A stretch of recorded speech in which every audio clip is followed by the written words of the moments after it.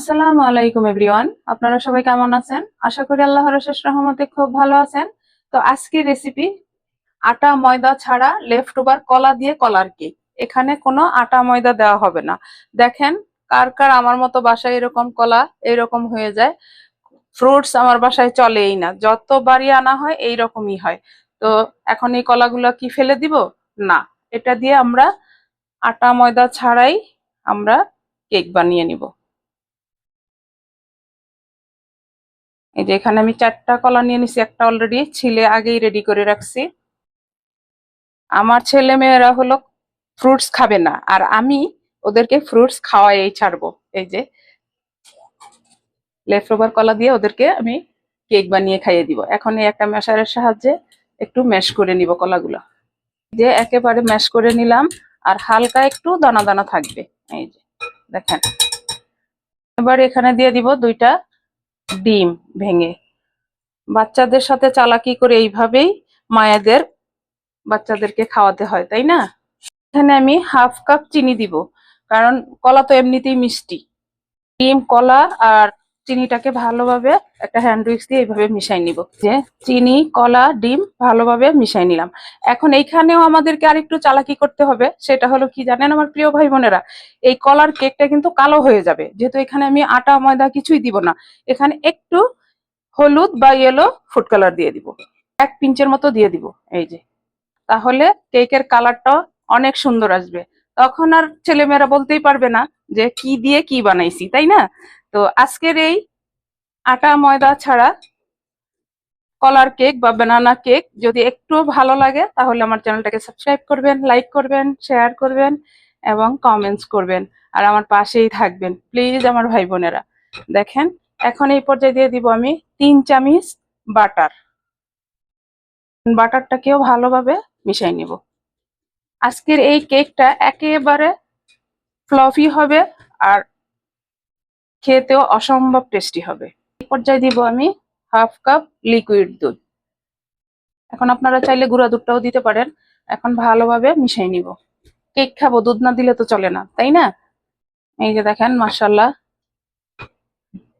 কেকের ব্যাটারটা এইরকম হবে। এখন এই পর্যায়ে দিয়ে দিব 1 চামচ ভ্যানিলা এসেন্স।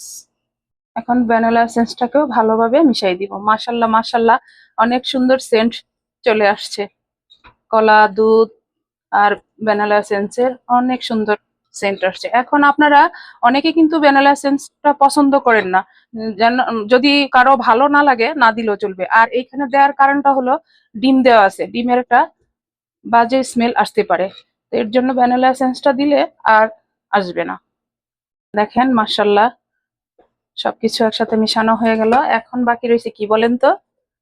দিব বেকিং পাউডার হাফ চামচ। আমরা বেকিং সোডাটা ব্যবহার করব না, যেখানে এখানে তো আমাদের ময়দা বা আটা কিছুই নাই।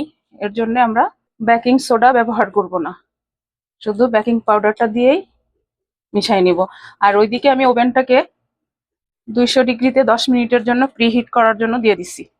আটা ময়দা ছাড়া কলার কেকের ব্যাটারটা এরকম হবে। এই যে দেখেন, একটু ছাড়া ছাড়া হবে, যেহেতু এখানে আটা ময়দা কিছুই নেই। এখন আমি কেকটা বানানোর জন্য এরকম একটা মোল্ড নিয়ে নিলাম, আর নিচে একটা বাটার পেপার দিয়ে দিছি। এখন আমি কেকটার জন্য এই ব্যাটারটা এখানে ঢেলে দিব। বিসমিল্লাহির রহমানির রহিম। দেখেন মাশাআল্লাহ,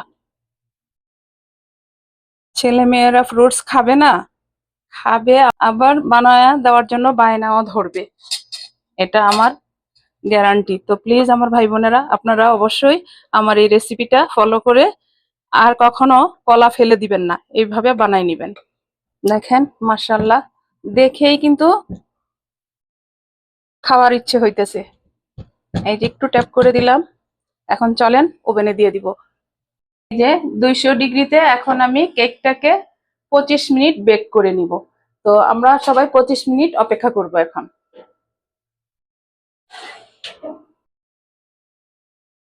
এই যে দেখেন আমার প্রিয় ভাই বোনেরা, আর মাত্র 1 মিনিট বাকি আছে। এর মধ্যেই কিন্তু মাশাল্লাহ মাশাল্লাহ কেকটা ফুলে ফেপে টইটুম্বুর হয়ে গেছে। মাশাল্লাহ সেন্টও অনেক সুন্দর আসতেছে। তো যাই হোক, আমার এই যে কেক বানানো হয়ে গেল। মাত্র 25 মিনিটে লেফট ওভার কলা দিয়ে এত সুন্দর কেক। তো এখনই আমি বের করে নিব, চলেন। দেখেন মাশাল্লাহ, এখন তো অনেক গরম। এখন এই কেকের উপরে আমি একটু ঘি ব্রাশ করে দিব, তাহলে সোনাই সোহাগা, কেকটা সফটও হবে আর ঘিয়ের সুন্দর একটা ফ্লেভারও চলে আসবে। এই যে দিয়ে দিলাম। এখন এই যে একটা টাওয়াল দিয়ে ঢেকে আমি 10 মিনিট অপেক্ষা করব। এই যে 10 মিনিট হয়ে গেল। মাশাল্লাহ মাশাল্লাহ, কেকটা দেখেন। এখন আমি, এখনো গরম, আমি কেকটাকে একটু ডিমোল্ড করে নিব। নিচে হাত দেওয়া যাচ্ছে না, এখনো পুরো গরম। একটু সাইড গুলা চাকুর সাহায্যে, যেহেতু কলা, তো কলা তো একটু আঠালো ভাব। এই যে দেখেন একটু চুপসে গেছে, কারণ এখানে কোনো আটা ময়দা কোনো কিছু নাই, যার কারণে একটু চুপসে গেছে। এখন আমি এই বোর্ডের উপরেই ডিমোল্ড করে নিব।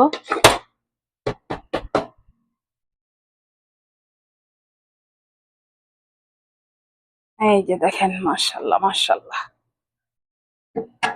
বাটার পেপারটা আপনি আপনিই উঠে গেছে আর একেবারে সফট। এই যে একেবারে সফট, দেখেন। এখন আমরা আটা ময়দা ছাড়া লেফট ওভার কলার কেকটা প্রথমে কাটবো। বিসমিল্লাহির রহমানির রহিম। মাশাল্লাহ মাশাল্লাহ মাশাল্লাহ মাশাল্লাহ, আর কি বলবো, দেখেন। এই যে, এই যে এখনো কিন্তু কলাটা একটু কালো কালো দেখা যাচ্ছে, একটু ফুড কালার দেওয়াতে মাশাল্লাহ কালারটা অনেক সুন্দর আসছে। এইভাবে পুরোটা কেক আমি কেটে নিব। এই যে আপনাদেরকে একটু দেখাই কেমন হয়েছে কেকটা, একেবারে সফট। এই যে তুলতুলে।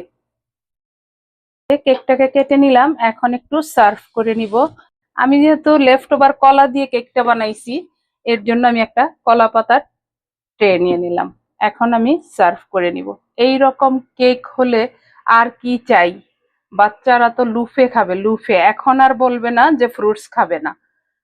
দেখেন আমার প্রিয় ভাই বোনেরা, আমি সার্ভ করে নিলাম। অফ ক্যামেরায় যে আমার বাসায় কি হয়েছে সেটা যদি আমি দেখাইতে পারতাম যে আজকের এই কেক খাওয়ার পরে, তখন আপনারা বুঝতে পারতেন যে আসলে কেকটা কত টেস্টি হয়েছে।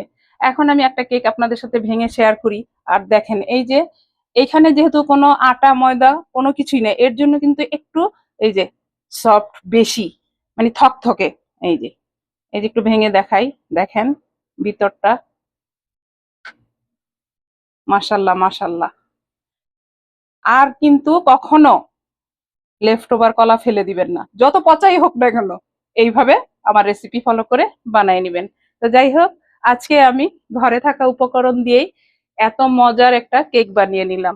এখন আমি আপনাদের কাছ থেকে বিদায় নিব, আবার নতুন কোনো রেসিপি নিয়ে আসবো। আল্লাহ হাফেজ।